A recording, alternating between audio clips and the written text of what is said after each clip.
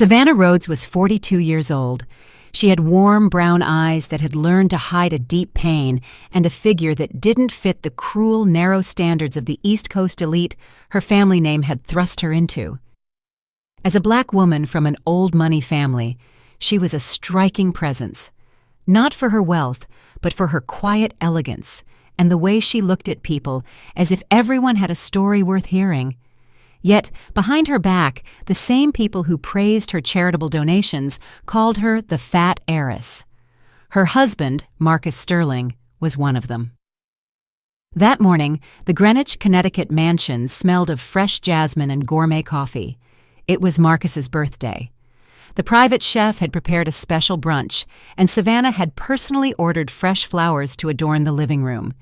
She had carefully chosen a high-end Rolex watch she knew he craved, not for the time it told, but for the designer name that would sparkle on his wrist in campaign photos.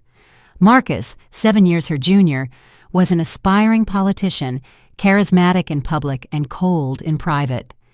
His gaze was that of a hunter, always calculating his next move. They had been married for a decade. No children, no scandals, no love. Sometimes Savannah wondered if the love had ever been real, or if she had simply imagined it, like dreaming of a beachfront house that never gets built. At 10:16 in the morning, she came down the grand staircase holding an envelope. It was a certificate for a $100,000 donation in Marcus's name to a National Children's Foundation. She thought it would make him smile. He loved looking generous. Even more, he loved seeing his image strengthened on social media. The dining room was empty, but she heard voices in the adjacent parlor. She paused, out of sheer habit, and stood motionless behind the slightly ajar door. And then she heard it. "That fat cow disgusts me, Mom," Marcus said, laughing. "I only care about her money. What did you think? That I actually enjoyed sleeping with her?" Savannah stopped breathing. Evelyn Sterling, her mother-in-law, showed no surprise. Her voice responded as if confirming something obvious. "At least pretend, Marcus. Do it until you inherit everything that's hers. After that, you know what you have to do. That woman's days in your life are numbered. Do you want to be tied to a body that looks like an inflated bag, a piñata stuffed with regrets?" They laughed with the lightness of people who feel no shame about their cruelty. Savannah swallowed hard. The envelope slipped from her hand without a sound. Her face didn't change, but her legs trembled slightly, as if the world had suddenly sped up. She held firm. She slowly backed away, climbing the stairs without her heels making a sound, and quietly closed the door to her bedroom as if nothing had happened. She didn't cry. She didn't scream. She didn't confront them. That night, they ate dinner together. Savannah offered a cheerful smile and gave him his gift. Marcus thanked her with a dry kiss on the cheek and feigned enthusiasm. Evelyn commented that the wine was excellent and suggested Savannah should try a friend's diet. Everyone laughed, except Savannah. She simply watched them both with a serenity that was less about calm and more about planning. Past midnight, Marcus was sound asleep in the main suite, while Savannah walked barefoot through the house. She looked at every corner. The artwork she had chosen, the furniture she had imported from Italy, the grand piano she never learned to play. Every object was a silent witness to a life that had never truly been hers. It was a museum built to fit a mold that had been suffocating her for years. In the study, she pulled out a sheet of paper and wrote in a steady hand, "Thanks for showing your true colors." She signed it without a name. She folded the note, then opened her laptop. In less than an hour, she contacted a discreet real estate broker and a foreign buyer, and transferred the bulk of her fortune to a new account in Switzerland under a different identity. Having spent years managing her family's wealth, she knew exactly how to move money without leaving a trace. By 5 in the morning, the mansion was behind her. No servants saw her leave. She carried only a backpack, a long coat, her passport, and a photo of herself at 18 when she dreamed of traveling the world, before the Sterling name turned her into a trophy wife. 2 hours later, Marcus woke up. He called out for his wife, confused by her absence. He checked the kitchen, the garden, the bathrooms. He found her only as a piece of paper on the pillow. "Thanks for showing your true colors." He crumpled the note, not understanding. He didn't even suspect she had heard the conversation. He figured it was a tantrum, a stupid impulse, emotional nonsense. He called her cell phone. It was off. He sent texts. No reply. He called his mother. "Where is Savannah? Why are you asking me?" "She left. She just left a note. Thanks for showing your true colors." What the hell does that mean? Evelyn felt a shiver run through her for the first time. That same day, Marcus discovered the house had been sold. The buyer had wired the money directly to the Swiss account. He had no access. Legally, everything belonged to Savannah, even his suits. What Marcus didn't know was that the media was about to explode. The bank involved in the transfer had inadvertently leaked a statement to a finance reporter who had been investigating Marcus for corruption. It was only a matter of days before the scandal hit national television. Savannah, meanwhile, was sitting on a city bus heading to the South Shore neighborhood of Chicago, a place where nobody would recognize her. She looked out the window, her eyes calm and her mouth set in a straight line. She carried her old photo in the inside pocket of her coat like an amulet. And for the first time in years, she breathed without effort. She had no fixed plan or destination, only one purpose: to start over from a place where she was worth nothing, to discover how much she was truly worth. On the evening news, the anchor announced, "The wife of rising political figure Marcus Sterling has disappeared. There are rumors she sold their mansion and emptied her accounts. Some say kidnapping, others say it's a marital scandal. Nobody knew for sure, but she did. She knew the real kidnapping had been her entire life.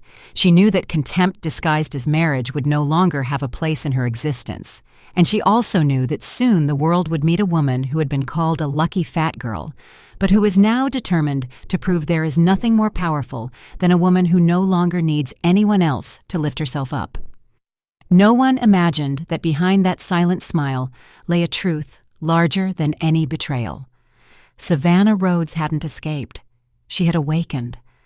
The bus advanced slowly through dusty streets, the windows fogged with the damp morning air. Her backpack rested on her lap. Inside, there were no jewels, no designer clothes, no expensive perfumes, only documents, some cash, a notebook filled with phrases she wrote when her chest couldn't contain the tears, and that faded photograph of her youth, her standing by the ocean with her arms open as if the whole world belonged to her.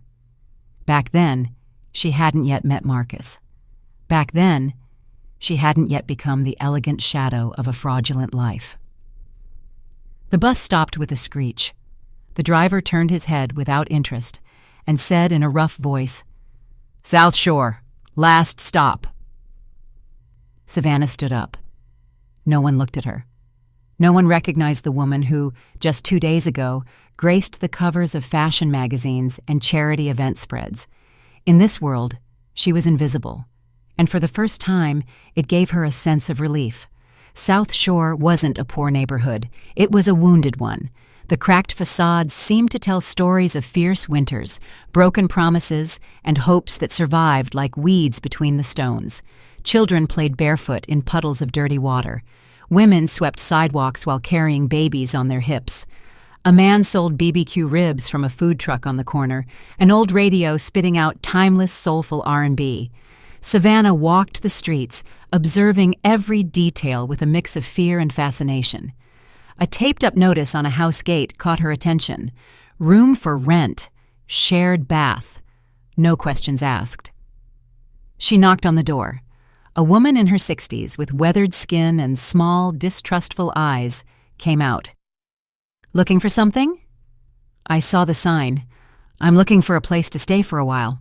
I can pay up front." The woman scanned her from head to toe. Something about her didn't fit. Too much poise, skin too well cared for in this environment. "Name?" Savannah hesitated for only a fraction of a second. "Maya Solar." "That's an odd name. Come in. The room's free, but I don't give refunds, and I don't like trouble." "You won't have any." The room was small, with a twin bed, a fan that sounded like it was about to fall from the ceiling, and a window without a proper pane. The walls were stained with dampness. It smelled of confinement, but to her, it felt like a sanctuary. She paid for a month and settled in. That night, she didn't cry. She just lay on the hard mattress, closed her eyes, and let the silence do its work. The next day, she walked aimlessly through the neighborhood. She introduced herself as a woman ruined by financial fraud, someone who had lost everything. It wasn't a lie, though not for the reasons everyone imagined. They looked at her with pity, but also with a certain morbid curiosity. She was new, she was strange, she was another sad story in a place full of them. She arrived at a small community health center. The facade was peeling. Inside, there were a couple of rusty exam tables, broken plastic chairs, and a makeshift reception desk made of cardboard boxes. A woman was arguing with a young man about medicine they couldn't afford. "Ma'am, I already told you, we don't have that antibiotic, and if you get it outside, I can't guarantee it's authentic." The masculine voice belonged to a tall man with disheveled brown hair, his shirt sleeves rolled up, and dark circles under his eyes that revealed sleepless nights. His eyes were marked by sadness, but his tone was firm, yet warm. Savannah watched him for a few seconds. He glanced at her fleetingly, then refocused on the patient. "Tell your son to keep coming. Even if you don't have the money, we don't deny care here. We'll find the medicine somehow." When they finished, Savannah approached. "Are you the doctor?" "I'm Elijah Vance. Do you need medical attention?" "No, I came to volunteer. I have experience in organization, management. Maybe I can help with inventory, coordinating donations, things like that." Elijah observed her in silence. There was something about the way she spoke that contained certainty in her voice that didn't match her story of having lost everything. He didn't confront her. He extended his hand. "Welcome, Maya. This place needs more hands than questions." And so, it began. In the following days, Savannah learned to fold stained sheets, organize boxes of expired supplies, and receive minimal donations that arrived like miracles. No one asked about her past. All that mattered was what she did in the present. It was in that same clinic that she met Lena. She was 8 years old, with dull hair and big dark eyes that looked as if they knew too much. She sat on the exam table, her head resting on the shoulder of a sweet-faced elder. "Ms. Della, she hasn't wanted to eat for 3 days," the woman said. "She has a fever at night, and her skin is getting paler." Elijah examined her, ordered tests, then stepped out into the hall and leaned against the wall. His face was tense. "What is it?" Savannah asked. "I suspect leukemia, but we need the labs, and that costs money." Savannah looked through the window. Lena was playing with a doll missing an arm, murmuring words softly as if telling it secrets. Ms. Della approached Savannah when Elijah left. "You're not from around here. Pardon me, but your hands are clean, your nails are neat, your back is straight. Life here tends to hunch us over." Savannah didn't reply. "Don't worry. I had my secrets when I was young, too. I'm not judging you. I'm just saying that when a woman is hiding something, she has to choose very carefully who she lets look at her, because some eyes are only looking for flesh, and others are looking for a soul. Elijah is the second kind." Savannah nodded, a lump in her throat. 2 weeks passed. Savannah became a part of the place, not for what she knew, but for what she offered: time, listening, commitment. She took care of cleaning, assisting, and carrying boxes. At night, she wrote in her notebook. One sentence repeated again and again: "I never had time for the poor until I became one of them." One morning, while organizing files in the small office, the phone rang. Elijah answered with a routine tone, but his face changed when he heard the name. "Sterling? Are you sure? And the file still exists?" Savannah dropped a box. He looked at her, didn't say anything, but noticed her trembling. "You okay?" he asked. "Yeah, just got a little dizzy." Elijah returned to the call, ending it in silence. He didn't explain anything. He just went out to the back patio for a cigarette. Savannah felt her heart pounding, as if it wanted to escape her chest. Sterling. That name was a gunshot in her memory, the echo of everything she wanted to bury. Later, she saw him sitting alone. She approached. "Can I ask what that call was about?" Elijah hesitated. "It's about a patient from the past. A case I thought was closed. They mentioned a name, one I haven't heard in years. Sterling." Savannah felt a chill. "Do you know him?" She lied, as she had so many times to survive. Elijah didn't insist, but his eyes looked at her like someone starting to put the pieces of a puzzle together. Savannah didn't sleep that night. She sat on her mattress, the backpack open, the photograph in her hand, and the notebook full of phrases that weighed heavier and heavier. She was no longer Savannah, but Maya Solar was also beginning to crack. In this game of names, lies, and hidden truths, she didn't know how much longer she could sustain the new life she was just beginning to build. There are wounds that scar, and then there are others that won't let you breathe. And the Sterling name was one of the latter. The question wasn't if Marcus would find her. The question was whether, when he did, she would be strong enough to face him, or if she would fall back into the invisible prison she had fought so hard to escape. Savannah looked at herself in the cracked mirror of the shared bathroom as she washed her face. The water was murky and cold, and the dirty tiles reflected an image of herself she didn't fully recognize yet. Maya Solar. That name had become a kind of armor. She wore it with increasing ease, though a part of her still trembled inside. Weeks passed slowly, but something within her began to change. The humble routine, the real human connection, the absence of appearances, it all started to mold her heart, the way fire molds metal. She no longer thought constantly about Marcus. She no longer replayed that hateful phrase like a dagger embedded in her memory. Now she thought more about other things. Lena's laughter, the weariness in Elijah's eyes, Ms. Della's intuitive gaze, and an idea that began to strongly germinate. To build something new from the ruins, not for herself, but for other women who had also been used, manipulated, and silenced. Lena had become her center of gravity. The girl clung to her with absolute trust, as if she had been waiting for her all her life. They played with rag dolls, invented absurd stories, and shared silences that said more than 1,000 words. Savannah didn't need to be a biological mother to feel that bond. Deep down, she knew this was the love life had denied her 3 times. "Have you felt invisible too?" Lena asked her one morning as they drew on the floor with colored chalk. "Yes, many times," Savannah replied without thinking too much.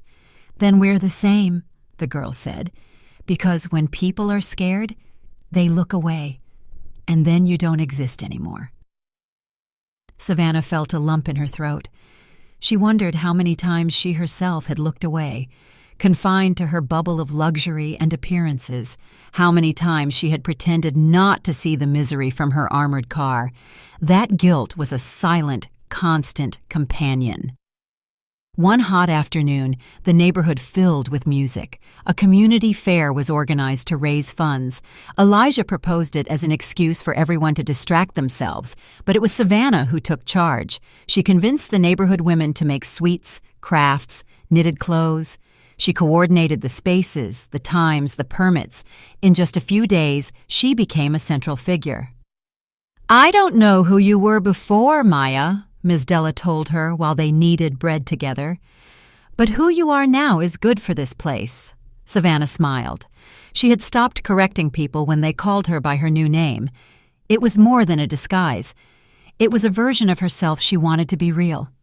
In the midst of this small rebirth, an unexpected memory surfaced. Elijah was talking to a nurse about an old file. They mentioned something that turned Savannah's stomach: Evelyn Sterling. "She was my private patient," Elijah commented, unaware Savannah was listening behind a curtain. "I was fired years ago when I refused to cover up illegal prescriptions they were giving to addicted patients. Her son, that politician Marcus, threatened to destroy my career if I spoke up." Savannah felt a pang. Her story and Elijah's had been connected long before they met. The same last name, the same corruption. The circle was closing without them knowing it, or perhaps fate was crueler than she imagined. That night, as the fair ended, Savannah climbed onto the roof of the building where she lived. She looked at the starry sky, and for the first time since she had fled, she allowed the tears to flow. It wasn't sadness, it was a bitter mix of gratitude and pain. She was alive, she was free, but there were still shadows she couldn't erase. Miles away, Marcus Sterling threw his glass of scotch against his office wall. The crystal shattered without anyone daring to look up. His political campaign was collapsing. Some donors were abandoning him. The media was beginning to suspect. Reporters were on the trail of the suspicious sale of the mansion. Savannah's disappearance had become a full-blown scandal. "Find her," he ordered the private investigator he had hired. "I don't care how. I need her back before this sinks me." The man, an ex-military type with a tired dog face, nodded emotionlessly. He already had some leads: bank movements, phone connections, blurry security camera images. It was only a matter of time. Meanwhile, Savannah visited an old abandoned warehouse on the outskirts of the neighborhood. No one watched her. No one suspected she had secretly bought the place using a new identity.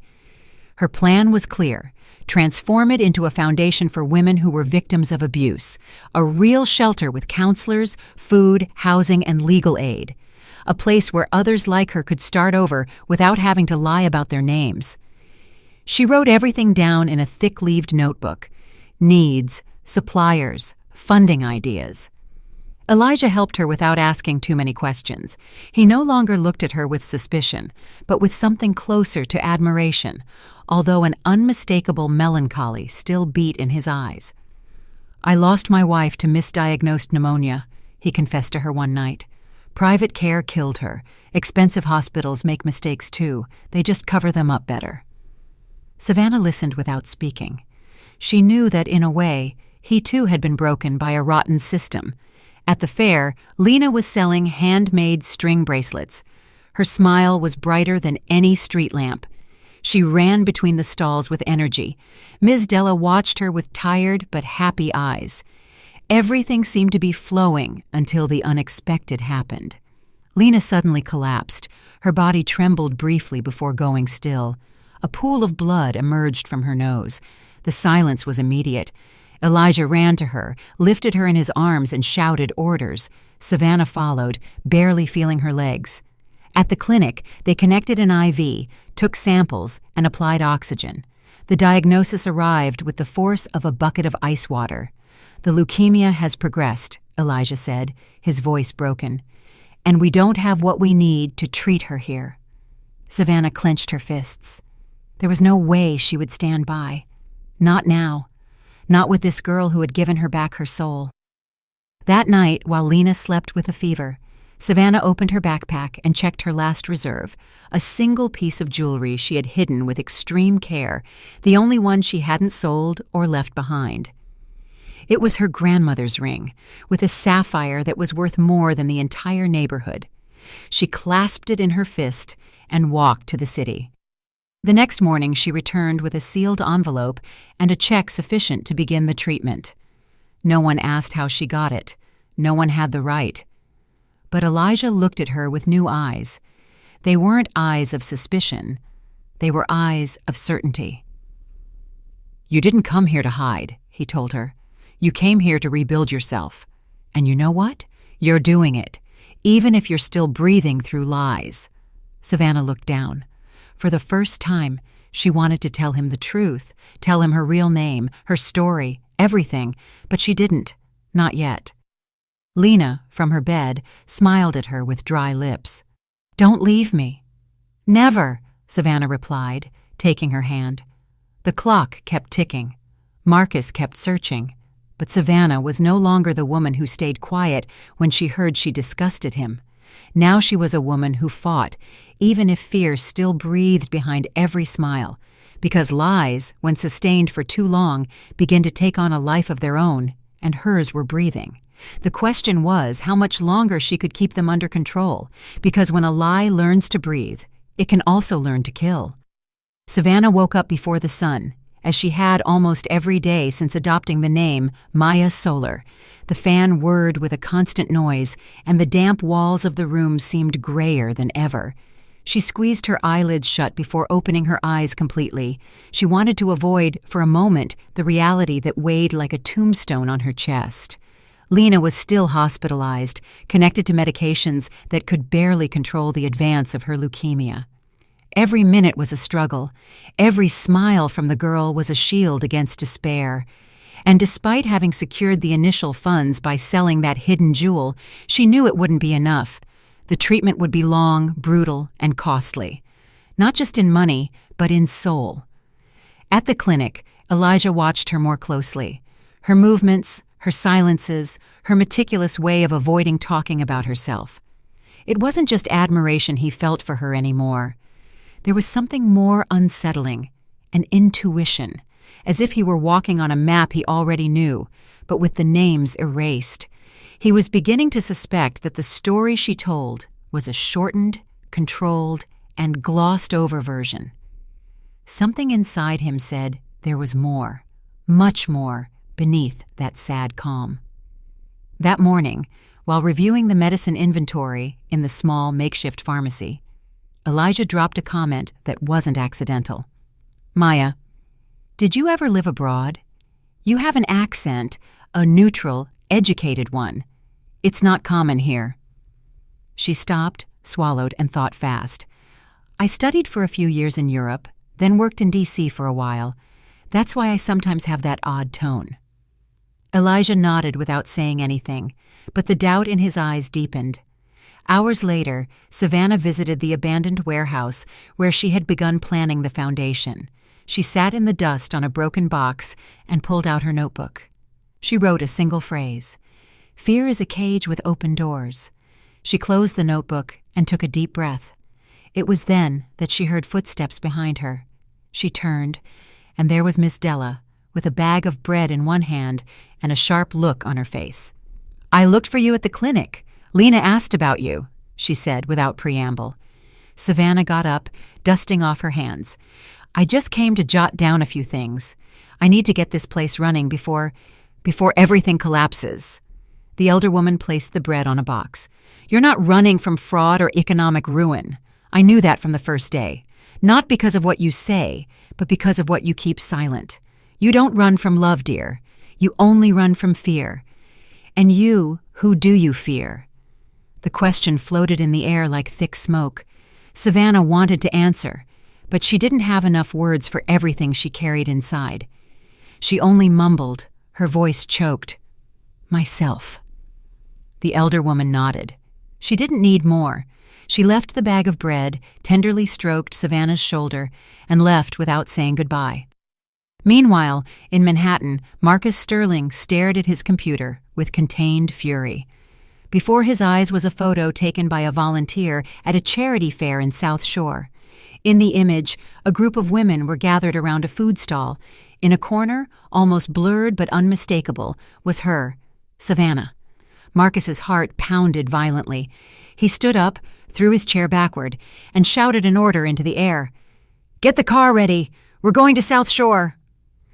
3 hours later, his black SUV with tinted windows slid through the dusty streets of the neighborhood, clashing with everything around it. People looked at him with distrust. Some stepped aside, others pretended not to see. Savannah was returning from buying gauze for the clinic.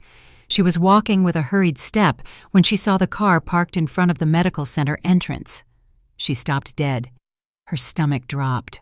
Her chest hardened. She would recognize that vehicle even from behind and without lights. She didn't think. She didn't analyze. She simply spun on her heels and began walking in the opposite direction, not running, but with the exact rhythm of someone fleeing without wanting to seem like they are fleeing.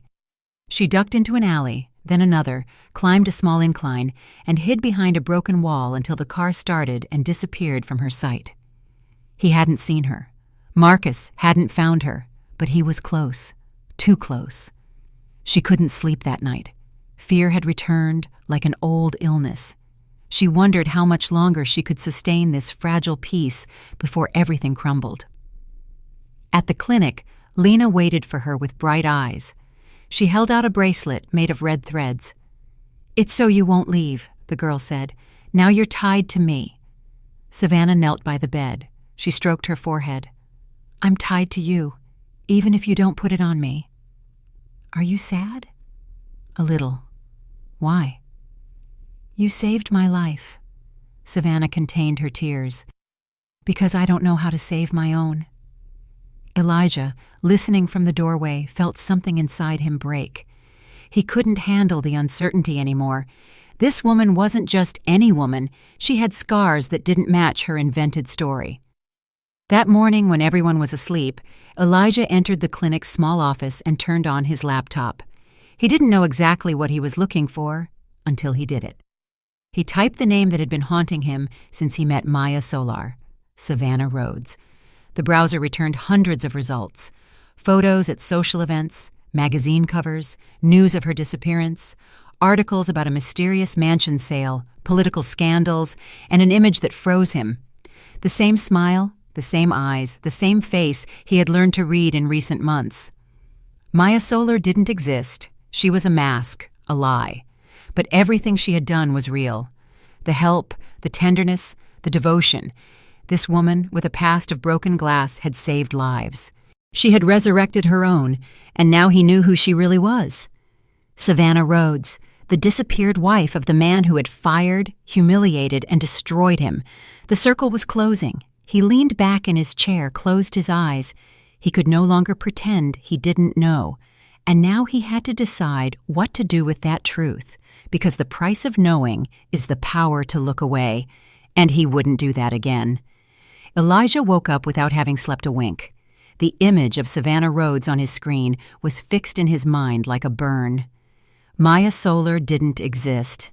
He had witnessed how she healed the wounds of others while carrying her own with unbearable silence. He knew that if he confronted her, nothing would ever be the same, but silence was also a way of betraying what he valued most: the truth. He found her sitting on the clinic threshold, the notebook in her hands. She wasn't writing, she was just holding it as if it held her balance. "We need to talk," he said without preamble. She looked up. Her gaze showed no surprise. Deep down, she already knew that he knew. "Yes," she replied, slowly closing the notebook. "It's time." They went to the warehouse, that empty space that was slowly beginning to fill with meaning. Elijah watched her with the contained expression of someone about to throw a stone into the water, knowing he won't be able to stop the ripples it creates. "Why did you lie?" Savannah leaned against the wall. Her voice was low but firm. "Because if I told the truth, they would hunt me down. He would find me. They would use me again. And I no longer had the strength to be a pretty object to display in a glass case." "Savannah Rhodes," Elijah murmured, as if the name hurt his mouth. "Wife of Marcus Sterling, heiress to one of the country's largest fortunes. Disappeared, turned into a national mystery, and a broken woman. They didn't put that in the headlines." Elijah lowered his head. She approached him, looking him in the eyes. "I didn't lie to play games. I didn't do it to manipulate anyone. I just wanted a life that didn't hurt." "And did you find it?" Savannah smiled sadly. "Sometimes. When Lena laughs. When you talk to me without expecting anything. When I clean wounds without cameras around." He listened, but there was more inside him than words, more than judgment. "You're not a coward," he finally said. "You were brave to leave, but now you have to be brave enough to come back." "Come back to what?" "To say your name out loud. To face them, to take back what's yours. Because if you don't, they will, and they'll take it all away again, just like they always have." She looked at him for a long time, and something in her chest cracked. Meanwhile, in D.C., the media erupted with headlines. An anonymous report leaked from the prosecutor's office revealed documents, audio, and financial movements linking Marcus Sterling and his mother Evelyn to cases of money laundering, misuse of public funds, and bribery of judges. Marcus screamed furiously at his lawyers over the phone. Evelyn didn't leave her room, not out of shame, but out of fear. That morning, an envelope had arrived at her door with no return address. Inside was a copy of an altered birth certificate and a letter that simply read, "The truth can't be erased." Evelyn didn't need more. The past she had buried with silence was coming back to demand justice. In an act of desperation, she did something she hadn't done in years. She called Elijah. He received the call at the clinic. Her voice was hoarse, almost unrecognizable. "Elijah, I need to talk to you. Only you." Elijah hesitated but accepted. He met her at a discreet hotel far from the cameras. Evelyn had aged visibly in just a few weeks. She wore no jewelry or makeup, only dark circles, tremors, and a fear in her hands that betrayed her.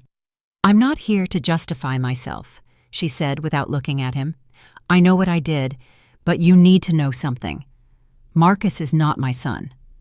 Elijah blinked. "What are you saying?" "My husband and I could never have children. I was assaulted by a man when I was 18. I hid it. I pretended to be the legitimate mother. I raised that child as if I didn't remember how he came into the world." Elijah felt the air grow dense. "And you never told him?" "Never. Until now, because he is becoming that man, and I can't allow it." There was a long silence. Then Evelyn pulled out a small box. Inside were photographs, documents, and a sealed envelope. "Lena, that girl, what is her mother's name?" "She died giving birth. She's not listed in official records."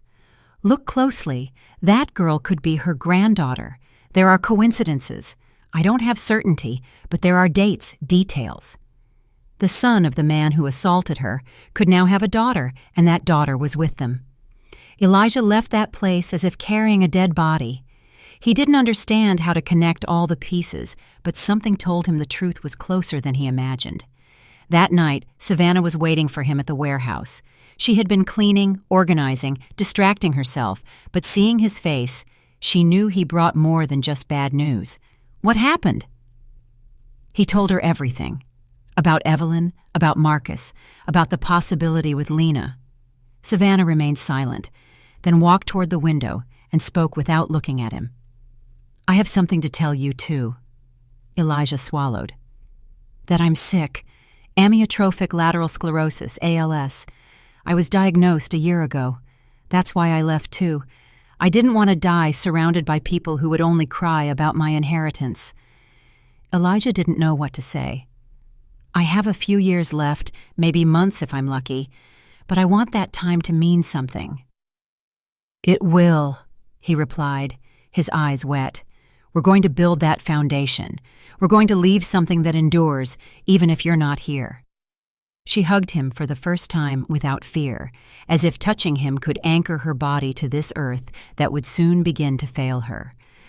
Upon returning to her room, Savannah found an envelope with her name written in cursive. She opened it. It was a letter. She recognized the handwriting before reading it. It was from her mother. "Savannah, if you're reading this, it means I'm gone. I don't know how much damage I did to you. I only know there were years when I hated you, because you were everything I could never be, because your father loved you more than me, because you shone effortlessly, and I was just a gray woman trapped in a marble house. Forgive me for being so harsh, for not protecting you, for not telling you that you deserved better than a husband who only wanted you for your name. I knew it from the first day, but I stayed silent as always. This letter is not an excuse. It's a confession and a plea. Don't let my bitterness live in you. Be free. Be strong. And when you can't go on anymore, don't hide it. Allow yourself to be cared for, loved, supported, because even if you don't say it, you also deserve to be saved." Savannah burst into the kind of sobs that shake the soul, the kind that release years of invisible chains. The foundation wasn't finished yet. Marcus was still searching for her. The diagnosis was still in her body. But that night, for the first time, she slept without fear. Because the truth hurts, yes, but it also frees. And she no longer had room to carry lies. Now she just wanted to build something before her body gave out, and she would do it with Elijah, with Lena, with her truth as her only inheritance. The work on the old warehouse finished 2 weeks ahead of schedule. The hands of the neighborhood united as if the project had always belonged to them. Men who could barely read mixed cement with a surgeon's precision. Women who carried years of pain-painted walls as if they were washing wounds. Every brick, every tile held a story. Stories that until then no one had wanted to hear. The Maya Solar Foundation opened its doors in a ceremony without press, without cameras, without empty speeches. Only those who mattered were there. Lena, her hair already thin from chemotherapy, carried the scissors to cut the ribbon. Elijah, his eyes misted, held Savannah's hand as she took a deep breath, as if each inhalation was an act of resistance against death. Savannah had completed the legal paperwork weeks earlier. All her remaining assets, accounts, investments, and shares had been transferred to the foundation's name. Not a single jewel, not one property remained under her own name. Everything that was once a symbol of oppression would now be a tool of salvation. Savannah walked slowly through the new building's corridors. The white walls, the murals painted by the neighborhood children, the empty consultation rooms waiting for patients, it all moved her deeply. This place wasn't just a structure. It was her legacy, her redemption. Days later, in the shadow of a hallway corner, Evelyn appeared. No one had seen her arrive. She was dressed simply, without makeup or rings. Her eyes were swollen, and her body was stooped, as if she had been dragging a guilt for years that was finally too heavy. Lena was asleep when Evelyn entered her room. She sat by the bed and clumsily stroked the girl's hand. She murmured words that seemed directed more at herself than at the girl. Then she left silently, but Savannah was waiting for her outside. "I knew you would come," she said. Evelyn looked down. "I didn't come to justify myself. I came to ask for your forgiveness. Not for Marcus. He chose his path already. I came to ask forgiveness for myself, for being an accomplice, for staying silent." Savannah didn't speak for several seconds. "And you expect me to forgive you?" "No, just to listen to me." "Then speak." "I watched you fade away for years. You became something so perfect, it was impossible to see you. You were invisible, Savannah. Invisible, just as I was for my whole life. I was used, manipulated, forced to keep quiet too. And you were my mirror. That's why I hated you, because you reminded me of everything I didn't dare to do." Savannah stepped closer, not to hug her, but just to look her straight in the eye. "I hear you, but I don't forgive you for what you did to me. I forgive you for what you did to yourself." Evelyn released the tears she had held back for decades. On television, Marcus was news, no longer as a politician, but as a suspect. His image appeared among headlines of corruption, money laundering, and ties to influence peddling networks. He had been expelled from his party. His face no longer sold smiles, it sold scandal. And then, as a last resort, he appeared in front of the foundation. Savannah watched him from the second floor. She felt neither fear nor rage. She felt something colder, a sad compassion, like someone observing a person who is already lost. He waited for her in the courtyard. He held a briefcase and looked older than the years that had passed. "I didn't come to fight," he said as soon as he saw her. "I came to make a deal." "There are no deals with you," she replied calmly. "I have proof, documents. I could sink you with a public lie. I could say you stole, that you faked your disappearance to take everything. I already did. I took everything, but not the material things. I took back the dignity you lost years ago." She stepped closer, looking him in the eyes. "Do you really think this place is worth less than everything you had?" "No, I think this place is the only thing that is worth anything, because you can keep all the material things. What you will never have is peace." Marcus took a step back. The truth hit him harder than any threat. And tell your mother that I listened to her, and the girl doesn't need to know who her grandfather was. She already has enough love. She doesn't need yours." Before he could reply, Savannah reached into her purse and handed him an envelope. "If this is the last thing you will ever have from me." Marcus walked away without opening it. Later, in his empty apartment, he read it. "Power without love is hollow. Money without soul is death. You killed me many times when I was alive, but I resurrected, and you are still buried in your own ego. We are no longer enemies. We are nothing. Learn to be alone. Maybe then you'll start to find yourself." Elijah and Savannah shared a night together. It wasn't a night of passion, it was a night of truth. They slept in the same bed, listening to each other breathe, like two castaways clinging to each other in the middle of the ocean. "Are you scared?" he asked. "I have peace, which isn't the same as the absence of fear, but it's enough. I love you." She didn't respond with words. She took his hand and placed it on her chest. The next morning, Elijah went to get coffee. When he returned, he found her asleep, smiling, but she wasn't breathing. He walked over, touched her, and knew she was gone. He didn't scream or cry instantly. He just sat beside her and held her hand until the sun fully rose. On the table were envelopes with handwritten names, one for Elijah, one for Lena, one for Ms. Della, one for Evelyn. Elijah's note read, "Don't cry for what wasn't. Be thankful for what was. I leave the life I wanted for myself in your hands. Never let anyone doubt your light, because you made me shine even in the darkness." Lena's note read, "You taught me that a smile can heal more than medicine. Promise me you will write your story, because the world needs to know a little girl who defeated fear." The Maya Solar Foundation continued to stand. It grew, it healed, it embraced. And on one of its main walls, a mural with Savannah's smiling face reminded everyone that some women, though they may die, never truly leave. Because what changes the world isn't money, it's the truth and the love that is built from it. Elijah didn't know how long he stayed by her side. Maybe an hour, maybe 2. The world seemed to have stopped in that simple room where she, with her quiet body and her smile still present, had decided to go without dramatic goodbyes, without noise, without fear.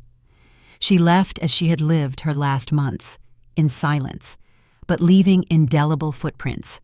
There was no funeral in a marble cemetery, no mass with chandeliers, no fake speeches from politicians. Her body was cremated, as she requested, and her ashes were scattered in the garden of the Maya Solar Foundation, right where they planted a young almond tree that Lena promised to water every morning. The news of her death spread quickly through the neighborhood. Women wept at the gate, children fell silent, and Lena went days without speaking. Elijah walked on autopilot, but he didn't stop. Things had to continue, and he promised himself he wouldn't let her story be buried in that white room. It was Lena who discovered something more weeks later. In one of Savannah's desk drawers, she found a carefully bound manuscript, in the same clear, firm handwriting she used for notes at the clinic. The handwritten title read, "My husband said I disgusted him." The prologue began, "This is not the story of a woman abandoned, but of a woman who learned to abandon herself to please the world, and one day woke up." Elijah read it in a single night. When he finished, he knew what he had to do. Months later, the book was published by an independent publisher. No one expected the phenomenon it would become. It went viral, first on social media, then in traditional media. Women bought it in silence, shared it with tears in their eyes, whispered about it at neighborhood meetings, and analyzed it in universities. Savannah's story wasn't just about a betrayed wife. It was about every woman who had ever felt less than enough. In interviews, Elijah appeared to talk about the Foundation's project. He never took a single cent for the book. All proceeds were dedicated to creating new Maya Solar Foundation locations in other regions. The idea was clear: no woman should have to disappear to live again. Lena was the one who named the second location. She called it the House of the Reborn. It was small, modest, but full of life. She herself painted a wall with the phrase Savannah left her in her letter. "Promise me you will write your story." And she did. Lena wrote. She published a children's book inspired by her experiences, where a little girl defeated the monster of gray days with a smile and a red bracelet. She was invited to book fairs. She gave interviews. She always spoke of Savannah as if she were still alive, and for her, she was. Elijah continued as the Foundation's medical director. There were days when the weight of her absence fell upon him like a stone, but all he had to do was step into the garden and see the women laughing, the children running, the volunteers arriving with enthusiasm, to know that Savannah had won, that her love had not died, that her legacy was not ash, but a root. He wore a locket around his neck. Inside, a lock of hair she had given him before she died, along with a note. "When you doubt yourself, touch this. Here is the part of me that will never leave." He never opened it in public, only on solitary nights when the silence hurt. Evelyn also changed.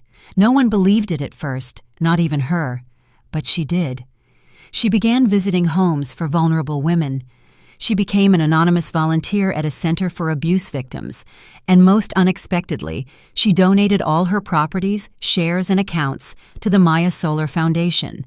She disappeared from the public eye. No one ever heard from her again. Some say she went to a convent, others that she moved to another country. The truth is that her name ceased to be synonymous with power and became a silent shadow that no longer sought to control anything. Marcus, for his part, sank. He lost everything: fortune, reputation, allies. He tried to publish a memoir to clear his name, but no one bought it. He faded into oblivion, as men who built empires only on lies do. Elijah once saw him at a city cafe alone, disheveled, with a lost look. He didn't approach. He didn't say anything. He just thought of what Savannah had written in that last letter. "We are no longer enemies. We are nothing." A year after her death, the foundation organized a special ceremony in her name. People came from different places. Women who had read her book, who had escaped violent homes, who had been rescued from trafficking, who had healed in silence thanks to her story. They spoke out loud, without shame, without fear. At the end of the event, a woman took the microphone and said, "I was invisible until I read her story. Savannah didn't die. She woke up in me and in many others." Elijah closed his eyes and smiled.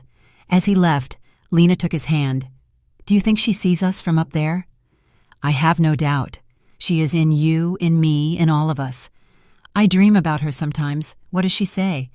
"To keep writing, that words heal too." And Lena wrote a lot.